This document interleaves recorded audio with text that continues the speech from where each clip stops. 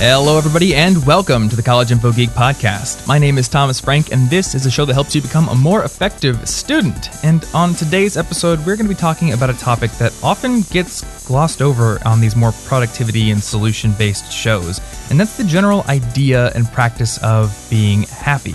Now, my guest on today's show is Neil Pasricha, who is a guy that was introduced to me by my good friend Chris Bailey, who wrote the Productivity Project, and if you'll remember, has been on the show a couple of different times.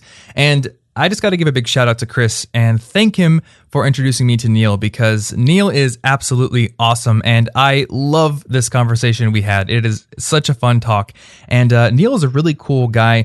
Neil is a guy who, number one, is the author of a book I read recently called The Happiness Equation, which started out as a letter to his unborn son because his wife is currently pregnant, and from there just started ballooning into an entire book as he added more ideas and experiences and things that he had been thinking about for years about the entire concept of happiness.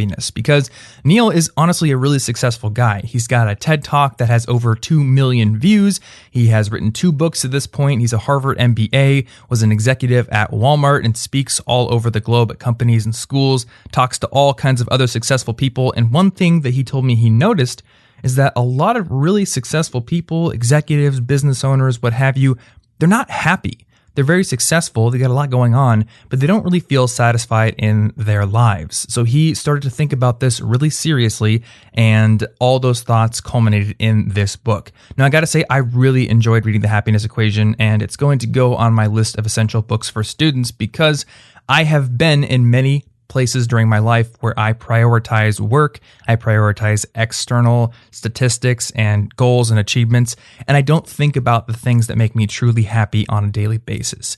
I don't prioritize my relationships quite as much as I should. I don't prioritize creating space in my life quite as much as I should.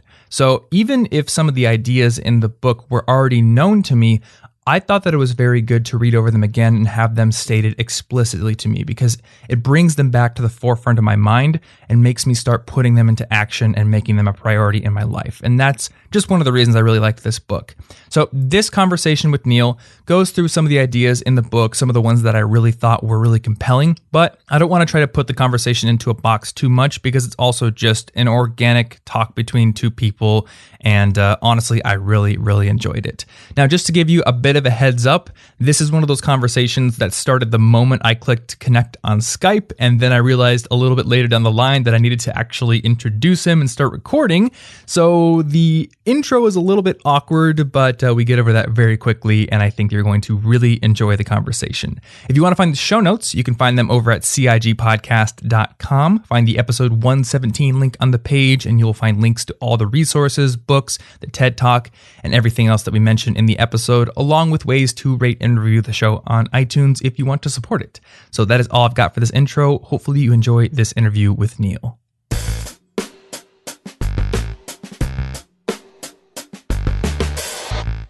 Neil, welcome to the show. Thanks for having me here. Thanks for being on the show. That would be funny if that was 10 minutes in.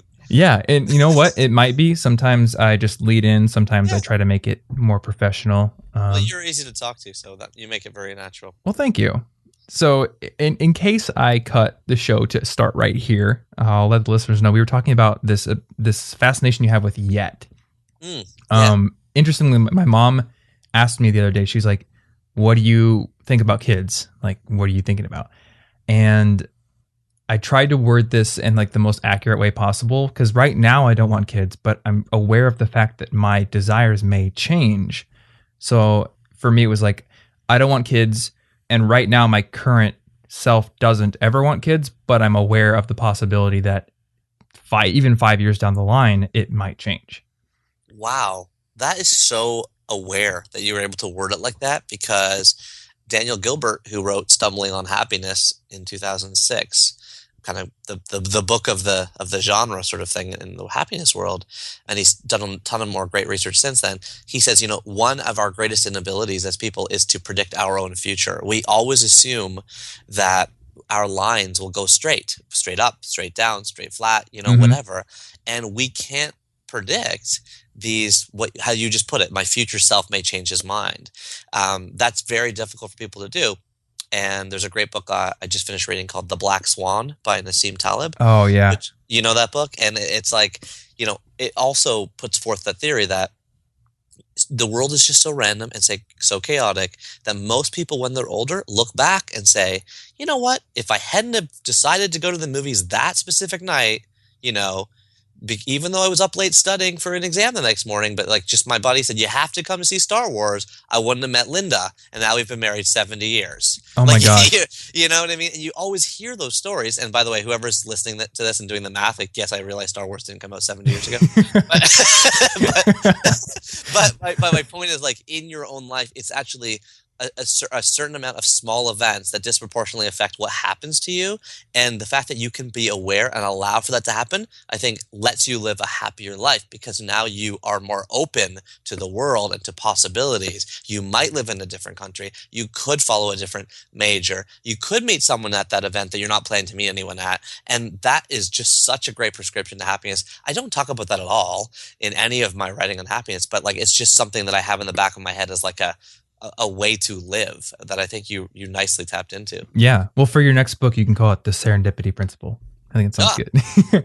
Yeah. But I have a story just like that. Let's hear. I've been with my girlfriend for coming up on 4 years now, and she's absolutely amazing. The way that I met her is my roommate was the president of the anime club at our school. And I'll watch anime every once in a while, but I'm not a huge fan of it, so I never went.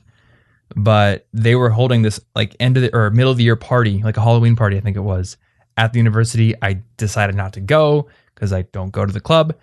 But like an hour into the party, you didn't have a Spirited Away costume? I didn't. No, but Okay. So that's a little bit of a marker to put in here. Later on in the night, my other roommate and me were bored, so we were like, let's just show up at the party and bug our roommate, who's the president, just for fun. And we go. And they had a room set up with like this video game I really like to play, where you like dance on this mat with 4 arrows, and I'm embarrassingly good at it. So I played it, and this girl says, "Will you marry me?" like as a joke. And I said, maybe. And then I got to talking to her, and now we've been dating for 4 years. Wow. That's amazing. And I would presume in the story that you have not yet answered her engagement proposal. Well, when literally the first word out of my mouth was maybe. So, So you're still thinking about it. It will most likely turn to yes. Yeah. I mean, I'll be open about it. I think we're still living with 3 roommates. It's like a very communal kind of living style right now. And I just don't think that it's the right time to move forward, but I am anticipating that it will happen. And like we said, we were talking about, I'm anticipating that my wants will change, my circumstances will change, and the way I'll make decisions will change too. Listen to that. That's just such beautiful awareness. I love that. And, when I was a kid, and I'm older than you, I think, I'm 36, I used to read Ann Landers in the Toronto Star, like it was like the daily column. People asked for advice and she answered them, kind of like Dear Abby. And this feature she would always print, maybe like once a week, twice a week, was called The How We Met Story. And it was amazing to read because they were all like yours. It was a totally random set of circumstances. But the thesis, of course, is keep your mind open. Do, follow passions, dreams, ideas, and energies that just like seem to strike you, because you could spend so much money on a dream vacation and that wouldn't be as fun as camping 2 hours from your house. You don't know that though. You know what I mean? And so like, I think that's just a big recipe for leading a happy life. Yeah, I think that's actually a question a lot of students would love to have some more detail on, because I know we say things like a lot of things happen by chance. You have to be open to just crazy random things happening in your life. But I think there's also some level of deliberateness in the choices you make that can just increase the chances of things like that happening. Because I remember before I met her, it was actually kind of a downer year, and I'd been single for a long time, and like it was just kind of a, I don't know, depressing time.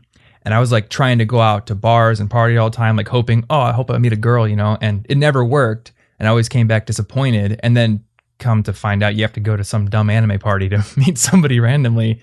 Like for somebody who's in a situation now where they want something cool to happen, but it hasn't happened yet, for me to just say, it'll happen in a completely random, you can't predict the circumstance, isn't very encouraging, if they're not there yet. Well, I to answer that and to talk about that a little bit more, there's a 6-word model that I sort of have drawn out in the first chapter of the happiness equation. And basically I say, my mom was from Nairobi, Kenya. My dad was from Amritsar, India. They came to Canada as immigrants. I live in Toronto now. Mm-hmm. They came to Canada as immigrants, and they told me 6 words. The 6 words they told me were great work, arrow, big success, arrow, be happy. So great work leads to big success, which leads to being happy. And that was the model I lived my whole childhood under. Like you study hard, then you get good grades. And if you're East Indian like me, you go be a doctor, which I did not do, but that's like the advice. Or you work really hard, then you get promoted, and then you're happy. And that model is pretty universal. Most people will say, yeah, my parents told me the same thing. But all the research I did for the happiness equation shows the model's totally backwards. It's related to your question. I'll share how in a minute. And I mean totally backwards. Instead, it's be happy, arrow, great work, arrow, big success. So again, it's be happy first. That leads to doing great work. Productivity goes up. Creativity goes up. Sales go up, your learning centers stay more open, and I can talk about a study that shows that in a minute if you like, and that leads to more success down the road. So for anyone struggling with what do I do, where should I go? I'm like, invest in yourself at the beginning, choose to be happy up front. There are some very specific, easy happiness hacks that we know that can really help us with our happiness. Things like, meditation and writing down 5 gratitudes and journaling for 20 minutes. Going on a brisk 20-minute walk, doing a random act of kindness. These are little instruments that can be used on a daily basis to develop your own happiness and your positive mindset. That will enable you to be out there, to be doing great work, to be your best self, to feel more confident, and to feel more, engaged in the world. And so my high-level advice for anyone listening who's like, well, how do I navigate that is it's not great work leading to big success, leading to happiness. It is happiness leading to great work, leading to big success. Mm-hmm. Yeah, and I guess if I think about that, it seems like I make my best work when I'm happy and when I'm kind of just in the moment and very excited about it. And if I go into it with the thought that, oh, this needs to be the greatest thing ever, it has to get the best reaction ever, then it's usually a little bit more sterile. Yeah, and who knows if at that party you weren't just like your more natural, relaxed, connected self, like you were dancing in a room. Like at a bar, you may not have had the courage to do that, or you might have wondered if you looked funny. You know what I mean? Yes. And right? Exactly. And because you were just yourself, the woman you're with got to see you in a really kind of natural state. And that was what she was attracted to. She liked you for being you. It wasn't like you were dressed up and trying to be someone else. You were you. And there's nothing better than being loved who you are in the world, and nothing worse than being loved for someone you're not, but who are pretending to be. Mm-hmm. And I just so believe that, and I think authenticity is such a big part of happiness. But the challenge most of us have is we don't know how to be authentic. We can't find our authentic selves, and everyone's saying be authentic, but how do you do that? To me, that's the bigger question. Yeah, how do you deal with when people love you for who you were, but then you find that you're changing and you're afraid that kind of whatever you've built and you're continuing to maintain, you no longer identify with that? Well, I think, first of all, like we're all changing, always. There's that famous quote that says, no man will walk through the same river twice because it's never the same river and it's never the same man. And I love that, and I remember that. I just think our rates of change slow down. So right now, for example, I have a 2-month-old son. His rate of change is, I'll go out for work, I'll come home, and I'll be like, his eyes are a different color. Like, I mean, literally. Or I'm like, he has more hair than he did yesterday. Or he doesn't fit in these pants. He just did, like 6 hours ago. Like, its rate of change is huge. His brain is currently consuming, 60 to 70% of all of his energy. Mm-hmm. And he's totally changing. People that are in college, again, fast rate of change. As you get older, your rate of change slows down. You're still changing, but less so. And there's less things that cause you to change. So for me, I got married when I was 26. And sadly, I got divorced when I was 28. My rate of change changed. And my wife's did too. And she identified it. She called it out. She said, I don't think I'm in love with you anymore. I don't know why that is. I knew I was in love with you. I wish I was still in love with you, but I just know I'm not. And I think, therefore, that we need to get a divorce. And it was when that happened Thomas, that I first started into the world that I'm in, where I'm talking to you today. Like, I started 1000awesomethings.com. That led to the Book of Awesome. That led to all the sequels. Those things flew off the shelves. I realized I still wasn't happy. So then I began this new pursuit, which was, how do you live a happy life? And when I met someone new, Leslie, and we got married, okay, this is flash forwarding really quick on the timeline. She told me she was pregnant on the flight home from our honeymoon, on the plane. She did the pregnancy test on the airplane in Malaysia before a 12-hour flight home. So I get home, I start writing a letter to my unborn child, and for the next year, I do tons of research. I go deep on this topic of happiness. I find out it's the thing we want the most, but have budged the least. So if you type in how to be into Google, happy is the first drop down. But if you look at the largest longitudinal study on happiness since 1955, Hope College at University of Michigan, it's never budged. 20% of us are happy now. 20% of us were happy then. So I write this letter. It turns into a 300-page Word document. And that Word document, that letter, is my new book. It is the happiness equation. So all that to say, your rate of change slows down. If you find yourself changing, have a conversation about it. If they love the person you are, great. If they've changed too and it's different, it's time to have a tougher conversation. You know, will we both change back to people we both love? Are we okay with being with people that we expect and respect the fact that they change, but like we might not know who they will become? Like, I don't know. These are big questions. Relationships are complicated. Yeah. But I just mean that you're asking a great question because, of course, people who are listening to this, and myself included, like, you just change. And in my case, that led to several breakups and one a divorce along the way. Yeah, it sometimes stresses me out to think about that because I can look back to who I was at 18 and the vast majority of my opinions have changed or done complete 180s since then. And it's like that opinion that I think everyone holds where it's like, man, I was an idiot 5 years ago, but I would love to stay this age forever. Yeah, exactly. And that's exactly the Daniel Gilbert research. It says, like, we look back and say, whoa, look how much we've changed. But we look forward and say, hope I don't change. Like, it's so strange, you know? But that's the same rut, of course, that keeps somebody in a job that they don't like for 20 years, you know, because there's safety, security. Like, I know the commute and I don't want to have to remortgage my house while I'm looking for a job. And, you know, it's that sense of comfort that we built into our own worlds throughout a lot of the 70s, 80s, 90s. And now what we have to get more comfortable with is the feeling you have. So, like, having that emotion, the I don't know what I'm going to be, and then saying, and I'm okay with that. And that's the harder emotion to build, but that's the resilience. That's the skin you need to survive these days. That's the world of trying a startup and failing, and trying a company with a few friends and failing, and trying a job in a different city to try a different city with a different boyfriend or girlfriend and failing. And beautiful, because I zoom out and I say, hey, you got 100 years to live, okay? The first 2 decades are learning decades, big learning decades. All you're doing is in school. The decade I'm in, like the 30s, 40s, 50s, those are responsibility decades. You know, it doesn't really matter what you're doing. For the most part, you're holding down something steady, a job, a relationship, children, maybe all three, like in my case. So that one decade in the middle, the 20s, is your grand experiment decade. It is the decade which you should try and do and experiment with as much as possible, so that when you end up in your 30s, you have more knowledge about yourself. I can quickly say, you know, Thomas, like in my 20s, I had a marriage that failed, I had a small business that failed, and I had a corporate job that failed. Okay, now I can say, I know what kind of culture I work good in, I know what kind of relationship I work well in, and I know what my risk profile is when it comes to entrepreneurship. Like, those are 3 huge things for me to know in my 30s, but I wouldn't have had them if I didn't have 3 gigantic failures in my 20s. What is your risk profile? My risk profile is not very high. So, you know, in 2010, the Book of Awesome took off. I was starting to get paid lots of money to go around and speak, and the book, you know, royalties started flooding in. I had a full-time job at Walmart.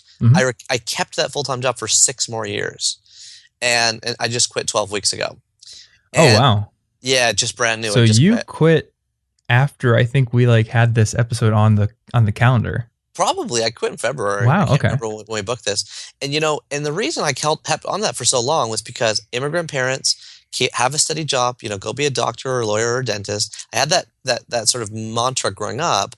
But more importantly, I discovered quickly that because of my full-time job at Walmart, working in the head office here, I was able to have a lot of risk in my writing and my speaking. Mhm. Like I would experiment on stage. I would never put advertisements on my blog. I would write whatever I wanted. It gave me a freedom because I was like, if this golden goose gets squashed, I'm good. I got a full-time job. Similarly, because that golden goose grew, that side project developed into something more, I was the risky, mouthy guy at work. Like I was blunt. I was stating my opinion in meetings. And I was like going up to executives and saying, like, I disagree with this. Here's why. I wasn't being a jerk, but I was speaking truth to power more. And as a result, when you do that in a big company, guess what? You get promoted, And when you look at the top of most companies, the executives are kind of mouthy, right? Like they kind of say their own opinion, regardless of whether they could get fired the next day. And so I found that for me personally, my risk profile was I got risk in both of my two worlds because I had the sense that, I had the other thing supporting me if something went wrong with this one. Yeah, one bad day is not going to wipe both things out. I was reading about Richard Feynman, the physicist, the other day, and apparently he was like Niels Bohr's main right-hand guy because even as a young kind of upstart physicist, he would do the same thing. He'd speak truth to power. He would be mouthy, and everyone else basically saw Bohr as, this ultimate genius who would not be contradicted. Obviously, anything that comes out of his mouth is brilliant. And Bohr knew it wasn't that the case. We're all human. Even if we're smart, we come up with dumb things sometimes. So he kind of took on Feynman as, I don't know if an apprentice is the right word, but kind of like his main guy, because Feynman was the one dude who was willing to say, like, no, that's stupid, even though you're saying it. I love that. And to me, a book that everyone should read is Surely You're Joking, Mr. Feynman, because I read that as a kid and it was just like so mind-opening. And I love that, it was a big part of his success. It makes sense. And when you read his book, like any good book is like just the truth, said a different way. It is so amazing that this like Pulitzer Prize winning physicist kind of thing also has like funny stories about his college days and playing pranks with his frat housemates. Like that's what the book's about. You know what I mean? And it's so humbling and it's so grounding to realize that he was just a normal guy. And I think at the end of the day, you realize like the reason people do speak truth to power, if you can in a big company, it's because you realize like, wait a minute, like they're putting their pants on one leg at a time, just like me. They also have worries and insecurities and doubts. They're also not spending enough time with their family as they want to. And they had an extra chocolate bar at lunch that they kind of regret, like just like me. Oh, I love that. Why don't I just tell them what I think? I've had worst case scenario, they can fire me, and then I'll be okay. I've had a little rule in my mind that I think I came up with this when I was doing my corporate internship during my sophomore year of college.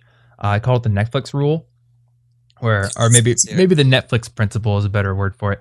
Basically, because I had gone to a couple of conferences where I talked to like VPs, and I'd gone to more entrepreneurial conferences where I got to talk to famous bloggers, quote unquote famous bloggers that I really looked up to.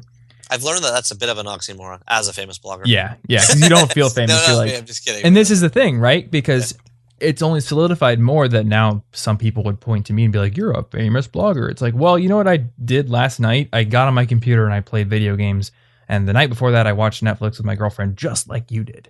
And that famous blogger that I looked up to did the same thing. He did his work, and then he watched, I don't know, Black Mirror is the show I'm watching right now. It's the same thing, right? So there's no need for me to be super scared and to see this person as like up on a pedestal, because they do great work. They've built some sort of, platform for themselves. But at the end of the day, they're putting their pants on one leg at a time, and they're eating chocolate bars when they shouldn't, and they're watching Netflix.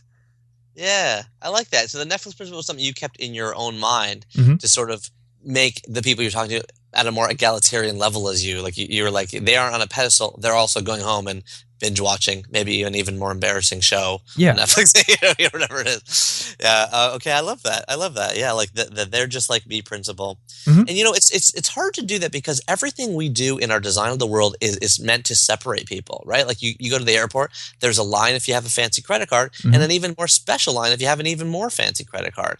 And everything we do is like that. Like you walk on the plane, it's like then there's first class, then business class, and you're at the back, by the bathrooms. And how do we continue to keep that in our mind? It's powerful, and you and I are both talking about that when, again, the world seems to be conspiring symbolize or signal that they're not the same. Yeah. And so I think that just talking about it like this is a healthy thing, but also just, yeah, exactly. And then it goes the other way too, because sometimes with celebrities, you hear them complain about, some aspect of celebrity. Like, I remember the old Kanye West thing. Like, he wrote a song about his mom passing away. And he's like, for years after, people come up to me in the airport saying like, sorry about your mom. And he's like, I don't want to talk about it. Mm-hmm. I don't want to be reminded of it years later, And I remember people saying like, oh, poor you. You only make $800 million. And I remember thinking like, I kind of get that would be a hard thing. No, yeah. That would be hard. And I'm sorry, but like, have empathy too. So it's like, as long as you're speaking truth to power in a truthful, honest, humble way, and you also have compassion and empathy for them, then I think all you'll do in a company is know whether you fit or not. And if you fit, you'll fly. If you do that. That makes so much sense to me. I remember I once saw a video of Justin Bieber at a skate park skateboarding, and he would, do a trick, and 9 times out of 10 he'd bail on it. And then somebody would come up and high five him, and he's like, yeah, high five, bro. And at first I was like, oh, he's just taking over this skate park, pushing everyone else out and being not very good. But then I realized like, actually, he's probably just there trying to skate. And because it's him, a zillion people have just stopped what they're doing and are now, watching him and kind of putting him on stage. And he probably doesn't want that, but he can't just tell them all to leave because then he's a jerk. Yeah. It's a no-win. Yeah, exactly. Wow. I like that we've turned this into like a conversation about like poor Justin Bieber. That's great. Poor Justin Bieber. That's a great title for the podcast. That actually is a pretty good title. I might have to call it that. So I wanted to ask you something. We were talking about, changing and not knowing where your future is going to go. What do you think of the question, where do you see yourself in 5 years? Oh my gosh, that is so funny. Well, obviously, there is this invisible expectation that sits over all of us, and it's like it's kind of like that question, but I call it, what do you want to do when you grow up? Mm-hmm. Okay. And I worry about that question. I really do, because I feel like it sits invisibly over a lot of our lives. It sits invisibly over our LinkedIn profiles and our email signatures, and people are trying to like put their degrees on there, like I'm part of this and that. And it's like, it's all a front. We are remarkably complicated, chaotic people with varieties of opinions and thoughts and wonders and worries, and like trying to categorize our complex selves into little buckets, saying like alumni group and like I like this and I like that. It narrows us. And so, I think the goal in life should not be to try to articulate what you should be doing in 5 years. No, not at all. Mm-hmm. If anything, it should be, what do I want to learn next? And what do I want to learn in 5 years? And then you get a great answer. You say, you know what? I'd love to learn how to program. And you know what I've always wanted to do is live in Greece and speak Greek. I don't know why, and that's fine. Maybe you read a formative book as a child that did that or something. And that's fine. But then you're like, I hope to do that one day. And I hope in my relationship, I become a better husband or a better boyfriend. I'm like really looking how to develop that. I gave a speech last week, and a guy came up to me afterwards and said like, hey, I had a one-on-one question. How do you be a good dad? Like, it was just like a heartfelt, like his eyes were kind of watering, and he's like, that's the big thing he wants to learn. And I loved that, because where does that fit on anyone's career plan at like a cocktail party? It doesn't. Yeah. But yet it might be the most profound change he could make in himself and in the world. And like, so don't try stuffing yourself into a narrow bucket of like 3-letter degree things underneath your email signature, but rather try to focus and think and dream would be the word I'd underline, dream about what you want to learn next, and like, let that be your guiding vision. I love that answer. Yeah. What's the next project? What's the next interesting thing? My answer has always been, I have no idea what I'll be doing in 5 years, and I'm completely okay with that. I hope whatever it is helps people, and I'm happy doing it, and I have at least some free time. Wow. Like, it's that's just that's a nice little Venn diagram, those 3 things. Yeah, because I found like helps people, circle, you like doing it, or value add, circle, and then have some free time, circle. Like, overlap is the nice middle box. I like that. Yeah, because I don't know if you get like this, because you're writing books now, and I'm guessing you're very busy speaking as well. I feel like I have the type of brain that doesn't go, this is a project with a start date and an end date. It's more like, oh, I'm going to start doing this forever now. I'm going to do a podcast forever, video forever. And I get to the point where it's like, there's no longer any time to just tinker with stuff with, no time frame, no deadline, because most of my time gets taken up by the next thing with a deadline. So I guess that's the principle I'm always trying to work toward. Like, give myself more time to tinker, give myself more time to build something that could flower into something amazing, but it doesn't have to. Well, I love, and I hear there's a bit of a paradox there, because like there's often the advice to say yes, say yes till you're too busy, and then say no. Like, say yes to going out on Friday and signing up for this random course and taking this extra class and going to the anime party, until you then get so busy and so successful that you then have to then sort of forcefully say no. And I've heard, there's a lot of science, Tim Ferriss is great at this. Derek Sivers, who's on a number of podcasts, and I don't know, but I just like his policy. He has this thing called, it's either hell yes or it's a no. Unless you're super passionate about it, it's an automatic no. And they talk about like avoiding like the dreaded sort of coffee meetings and stuff like that sort of, wear on an entrepreneur's time. And there's a similar essay, beautifully written by Paul Graham. Maybe you could link to it somewhere, called Maker Schedule, Manager Schedule, which talks about, that one where makers, like, they need a free empty day to do what they're doing. Managers need meetings to monitor everything. Yet makers usually work for managers. So if you're a manager, be careful. And if you're a maker, avoid the meetings, And so all I would say to you and to people like me and the people listening is we have to forcibly carve space into our weeks, like with a chisel. And so I do that in some ways. I've written a contract with my wife. Like, we have 2 young boys, okay? We have a contract. And the contract says, every week I get an NNO, Neil's Night Out.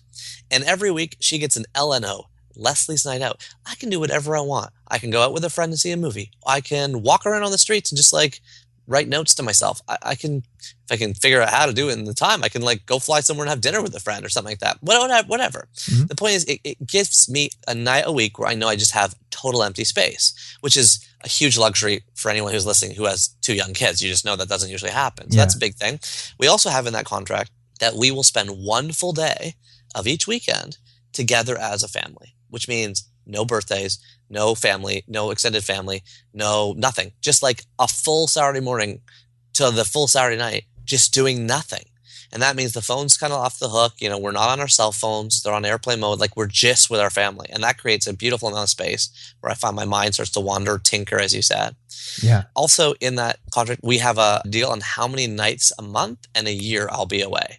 Nights away are tough for us, but they're part of what I'm doing now. So we have a contract around that. So these are some ways that we forcibly create space. And, I didn't talk about any of the science behind it, but like secret number 6 of my book is all about the 3 ways you can create space in your life by removing choice, time, and access from all your decisions. Right. To forcibly create tinker time. I like the word tinker that you used, so that you can keep yourself open for the new projects and the new ideas and just the pure internet holes.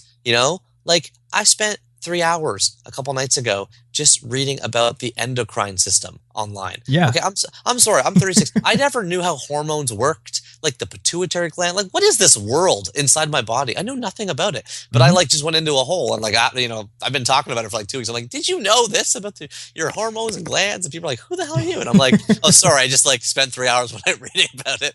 But thank God I had that time, because that's tinker time, which is so stimulating to the brain and to it helps everything. I think those dumb internet holes can, I have an example where one of those literally changed my life. So, let's hear. Hacker News, right? Paul Graham. Have you ever been on Hacker News? I know Paul Graham, but not Hacker. Like, I just quoted his Maker Schedule, Manager Schedule. But that was like Y Combinator, So Y Combinator has a news board called Hacker News. It's like Reddit, but with a lot more startup-y things. And there was this thread on there. It was beginning in 2013. It was like, hey, what's the best book you read in 2012? So I was like, well, that sounds like a cool thread. A bunch of computer nerds talking about the books they read. And there's lots of programming books on there. Somebody said, I kid you not, guys, the best book I read was a Harry Potter fan fiction called Harry Potter and the Methods of Rationality. It's free, and it was written by this AI researcher. And I was like, well, that sounds like the weirdest thing anyone could recommend. I'm going to go check that out. Yeah, click here. So I spend all of spring break reading this. And it wasn't a Rickroll. No, it wasn't. It turned out to be literally a 2,000-page entire story, and I spent the entire spring break reading up to when he had completed, and then I religiously followed it as he was finishing it. And I just started reading some of his other writing, and he had like this entire 10,000 word article on like Bayesian probability. And I just took an afternoon and read through that, and I was like, oh my gosh, I always thought I was bad at math, but now I understand an advanced probability theorem.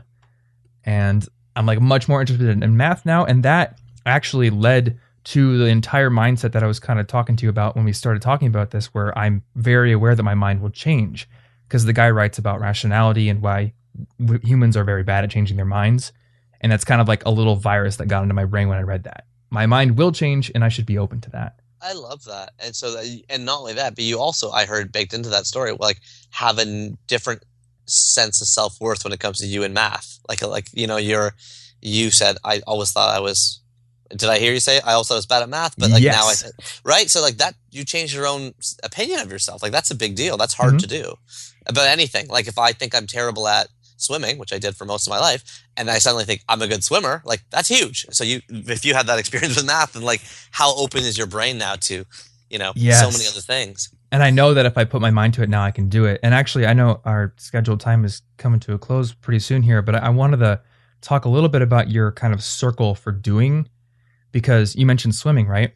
Yeah. I thought that was one of the most powerful concepts in the book, where you talked about how most people think, the path to doing something is first have the skill, then have the desire, then do it.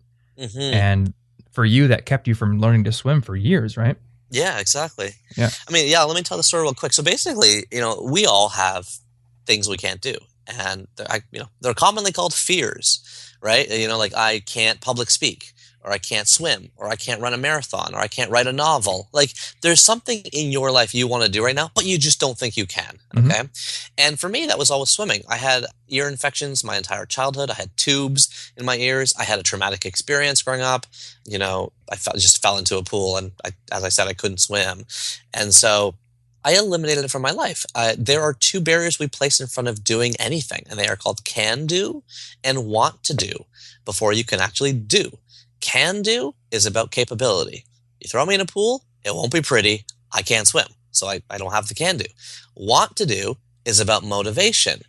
You throw me in a pool? No, I don't have a bathing suit. I'm hanging out by the barbecue at the pool party. Like I don't have to cross a body of water with my arms in my life. Like I just eliminated it. I'm like, no, I don't live near an ocean. Like it's fine. I don't want to do it.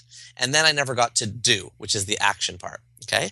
Then I mentioned Leslie a couple times on this podcast already. So I can say, like, I was out on my second date with my eventual wife, and second date. So already we liked each other on the first date, right? So you go on the second date, and over dinner one night, she says to me, so do you like swimming? Cue, pause. And I'm like, oh, I don't want her to know I can't swim. I'm embarrassed about that.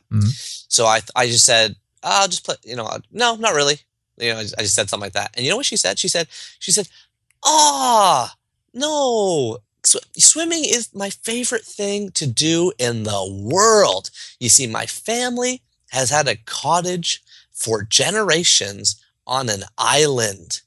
And every single morning in the summer, the 20 of us, my 80-year-old grandparents, my 5-year-old cousins, we jump in the lake and we swim around the island. And then she said, well, I guess you can't come. And I was like, oh my gosh. That night, without thinking about whether I could do it or whether I wanted to do it, I just did it. I signed up for adult learn to swim classes at the downtown city of Toronto pool, which if you are listening to this and you're in Toronto, the pool, like that was risky for several reasons, not just that I couldn't swim. Okay, so I signed up that Tuesday night at 7:30. I'm walking out on the pool deck. My heart is beating faster than when I was walking on like the TED stage, okay? I'm confronting a fear. This is like heart palpitations here. I'm wearing my goggles. I'm wearing my life jacket. I walk out on the pool deck, and guess what I find? 15 other people who suck at swimming. Like, they were from landlocked countries. They had more traumatic experiences than me. So trust formed quickly. It's like Frosh Week. Like, we're all in this together, And so that week they said, why don't you just get in the shallow end? Here, take a flutterboard, keep your life jacket on, keep your goggles on, just kind of waltz around a little bit. The water's up to my waist. I'm like, okay, that's pretty easy. And then they're like, blew the whistle, and they're like, we're done. I'm like, we're done. Okay, well, I can do that. The next week I go back, and they say, same as last week, keep the life jacket on, keep the goggles on, here's your flutterboard. Just, kind of inch towards the deep end a little bit. I'm like, that's it? They're like, yeah, that's it. And then they blew the whistle and they're like, we're done. That's all. Thanks everyone. See you next week. And I'm like, what? So I walk away. I'm like, I can do that. Okay. And then the next week I wanted to do it. And here's the interesting thing. We all think motivation leads to action. But what I learned that day was that action leads to motivation. Mm-hmm. If you just do it, if you just get in the pool, if you just run to the stop sign in your dress shoes, if you just start writing the book in the corner of your laptop screen or whatever, then you think you can do it, and then you want to do it. It's not a do line, as you said, it's a do circle. It's hard on an audio thing to explain the visual, but really it's do leading to can do, leading to want to do, back to do. And guess what? In 8 weeks, which is, a half an hour a week, so it's 4 hours, I learned to swim. I could do the front crawl, and I swam around the island that summer. Oh, that's and awesome. when I tell people that story, they're like, how'd you do it? I'm like, but that's the thing. Our brains get in our own way. Mm-hmm. And if I can say it to you one more way, I would say it is easier to act yourself into a new way of thinking than to think yourself into a new way of acting. Our heads get in the way. Just do it. That's a perfect way of putting it. Oh, man, yeah. And you know what? I started looking into this, by the way, Thomas, and like, guess what? Isaac Newton, who all of us, by the way, if you were remembered 500 years after your life, you did something right. Yeah. Or something really wrong, but like one of the two. Okay. 500 years later.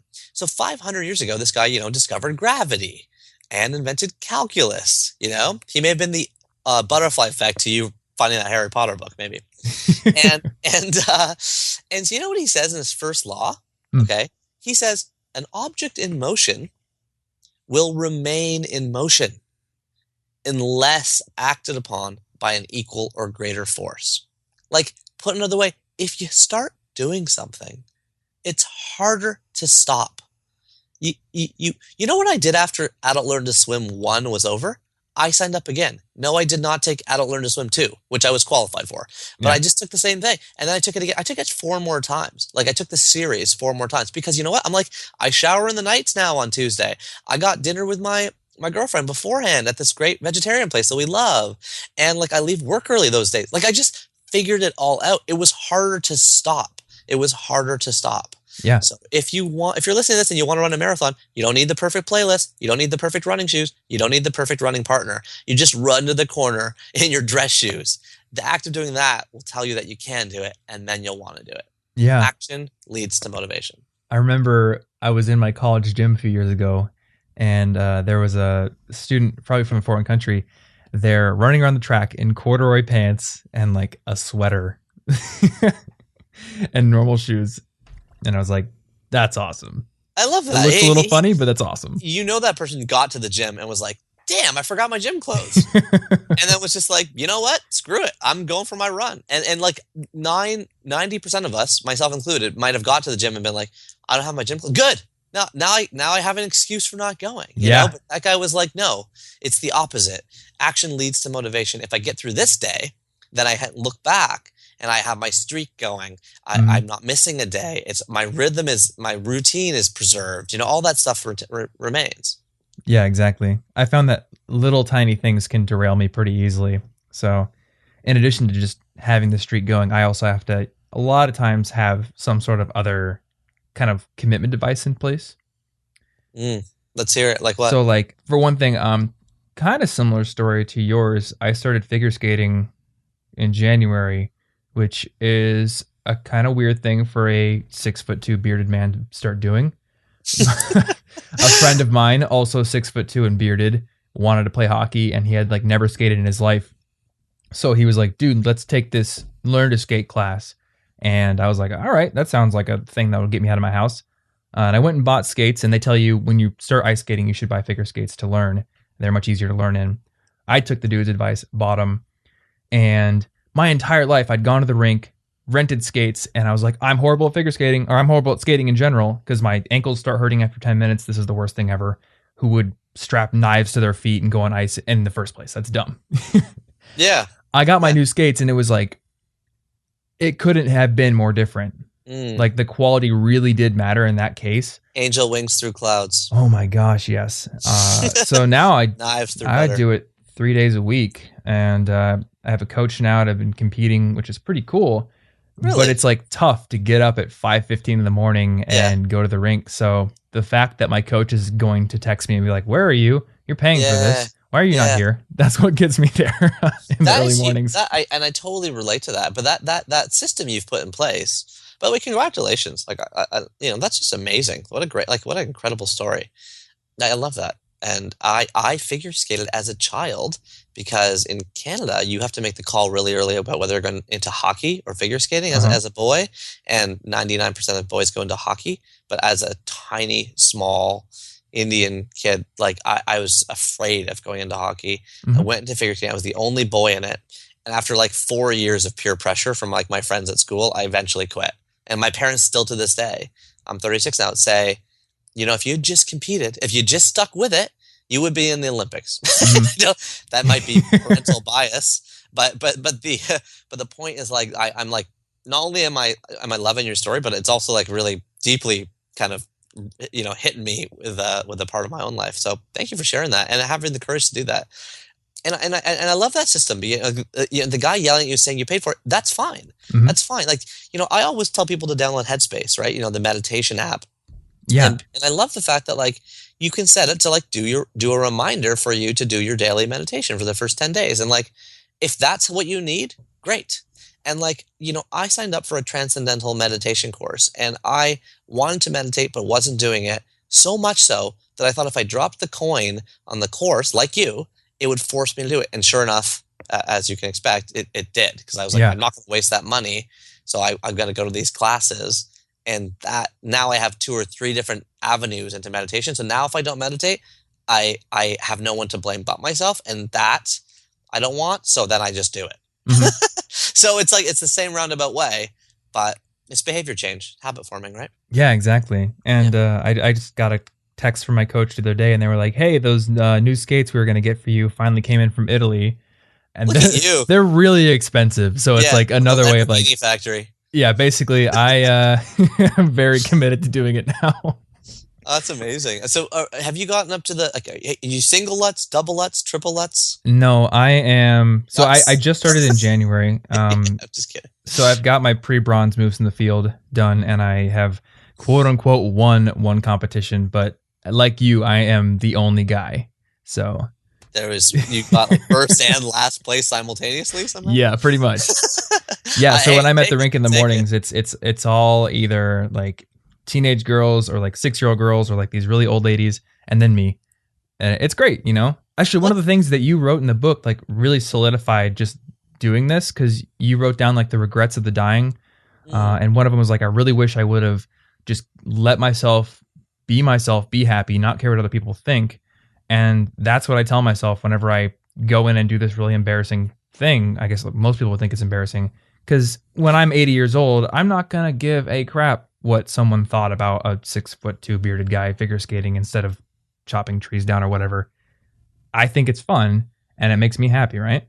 I love it. And those 5 greatest regrets of the dying, like they're huge when you look at them. And people have said more than anything else, like I wish I'd lived the life true to myself, not the life others told me to live. Like that is the number one regret.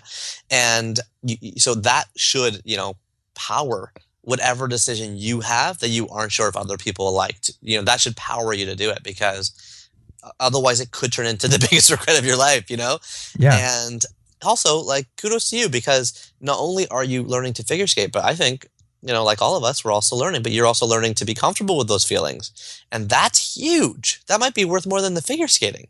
That might be worth more than anything because that means that for the rest of your life, when you have an unpopular decision to make that you feel is right, you will be much more likely to do it. Whereas most of us will struggle through those ones.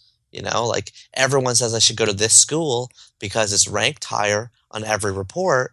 But when I visited this campus, really liked it. So what do I do? And you should definitely go to the one you liked, but it's hard to do that, especially with the pressures we have from parents, siblings, following traditions, pathways, scholarship money, whatever. But, the more and more I hear people talk about their favorite things, their favorite relationships, their favorite friends, their favorite travel experiences, it's always, well, it was just, going to Vancouver Island because I'd read a book as a child and I'd always dreamed about going. And I finally went, and it was the best. Yeah. And of course, everyone said we should go to Hawaii, but I just really wanted to go to Vancouver Island, even though it's not as warm and doesn't have as many sandy beaches, whatever. But like when you hear people tell those stories, you're like, kudos to you. You did what you wanted to do. And like, we only get one life. You only have 25 to 30,000 days total. You may as well do what you want. Yeah. I wonder if maybe like once a year I should look at those regrets of the dying and just be like, okay, pretend that you are dying right now. Which of them do you still regret? Like, which of them do you still identify with? I mean, I definitely recommend that. And that is a habit that I try to do as well. I've set it up in my tweets so that it pops up every once in a while. Partly just tweet you and say, what do you regret or something? Well, like because no, it says, you know, so for those that don't know, Nurse Bronnie Ware was a palliative care nurse for years, and The Guardian did an article on her several years ago. That article went, you know, kind of gangbusters, viral, and it's the 5 greatest regrets of the dying. In one of the secrets of the happiness equation, I use that as a prompt to provoke people into greater authenticity, and then I give them 3 tests. The Saturday morning test, the bench test, and the 5 people test to then figure out how to be your more authentic self. Yeah. And so that link to that Guardian article, or simply the 5 greatest regrets themselves, yeah, it's a great annual reminder, because I think I'm living the life I want to live, but I'm always like, oh, I would definitely have that regret. Like there's always 1 or 2 of them that I'm like, oh, I need to work on that. Right. So it's such a helpful little trope or little reminder that works for me. I love the bench test. I have told the bench test story in probably 2 podcast episodes already at this point. Really? Yeah. Oh, that's amazing. I can't wait to tell Fred, because it really, I mean, I put the story in his words. You know, you hear Louis C.K. talk about like that guy he sits next to on the airplane who's like cursing about the Wi-Fi not working. Mm-hmm. And then he says later, like, oh, and that was me, by the way. Like it was me. I just made it a guy for the story. And like with Fred, who's a friend of mine, you know, I made it Fred in the story, but the quick version on that is my friend Fred got, you know, lucky enough to get into a number of Ivy League schools, and rather than read about which one had the shiniest treadmills in, you know, college handbooks, which we all do, you're like, oh, we do a tour, and like there's this statue and like this cool treadmills, and we have this many holdings in the library, and like the residence was built this year. Like that's what we use to make decisions. He just rented a Jeep for $200. And for that 1 week, he drove to every campus he got into, found a bench in the middle of campus, sat on it, unperturbed, for an hour. No phone, nothing, and listened. And for that 1 hour, he patiently observed his honest, authentic reaction to the people that were around him, the conversations they were having, the flavor of the mood. Did it feel energetic or stressful? Like he just checked. He did the bench test in every Ivy League campus, and eventually he chose Princeton. That was the one that fit for him. Mm-hmm. He ended up having an incredible experience, met his future wife, and he really credits that bench test. Guess what? It took him 1 week, $200, and an hour at each campus. He just designed a test that helped him sample the thing he was going to put so much stock into later. Yeah. So I say, if you're thinking about a job, do the office tour test.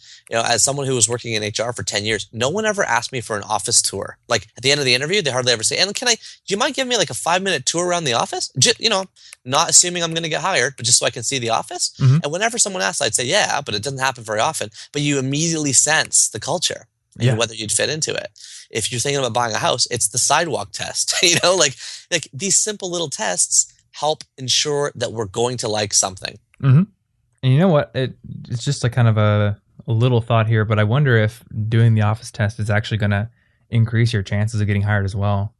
Because now you're putting yourself in a different context in the perception of the interviewer, whereas everyone else, they just are remembered in the one room and that's it. Yeah, so, and that's a great way to separate yourself. Another way to separate yourself is at the very end of the interview when they say, do you have any questions? Say this question. I'll give you the secret nugget question. For those that listened all the way to this part of the podcast, here you go. It is, when people leave this company by choice, what are the 1 or 2 reasons they give? And when people leave this company not by choice, / they're fired, what are the 1 or 2 reasons that they're asked to leave? And those 2 questions will illuminate for you the 2 biggest cultural pieces you might not fit with, or what you'll be measured about at the company, both of which are huge elements of whether you fit there or not. Interesting. All right, Neil, this has been an amazing conversation, and I kind of wish I could make it like 3 hours. Well, we just have to do it again. We will have to do it again. Yeah. And I would absolutely love to have you back on the show if you've got time in the future. I am going to put the happiness equation on my recommended reads page. I have not done it yet because it's far down my to-do list, but I need to get it done. But just right here, I want to recommend it to anybody because I really enjoyed it. Did read the entire book far before our interview. So sometimes with interviews, I like have to peruse like little parts, but I read the whole thing and loved it. So amazing work. If people want to connect with you, besides just reading the book, where should they go? The simplest way is neil@globalhappiness.org. I plaster my email address all over the place because I just love it. I could care less about the number of emails I get. I have a time of the day where I just like responding to emails. So it's one of my most enjoyable things, neil@globalhappiness.org. And if you see the URL baked in there, globalhappiness.org, that's the Institute for Global Happiness, and it's got all my books, sample chapters, sample videos, sample resources, free workshops, everything about happiness that I know is on that website. So globalhappiness.org. Awesome. Well, thank you so much for coming on the show. You're so welcome. And thank you so much for being such a great interviewer. That's a lot of fun. All right, guys, thank you so much for listening to this episode. I really hope you enjoyed it. And once again, if you want to find those show notes, you'll find them over at cigpodcast.com. Find that episode 117 link on the page, and you'll find all the links to all the things we talked about in this episode. Now, I would highly recommend reading Neil's book if you get the chance, but if you want something a little bit shorter, I'm going to have his TED Talk, The 3 A's of Awesome, also embedded in the show notes, so you can give that a watch. It's only about 20 minutes, and it's really, really powerful stuff. Beyond that, if you want a way to support this show and help it grow, one of the best ways to do so is to go onto iTunes and leave a rating and review. The more ratings and reviews and subscriptions and downloads that it gets on iTunes, the more the machinery behind iTunes knows to show more people this podcast.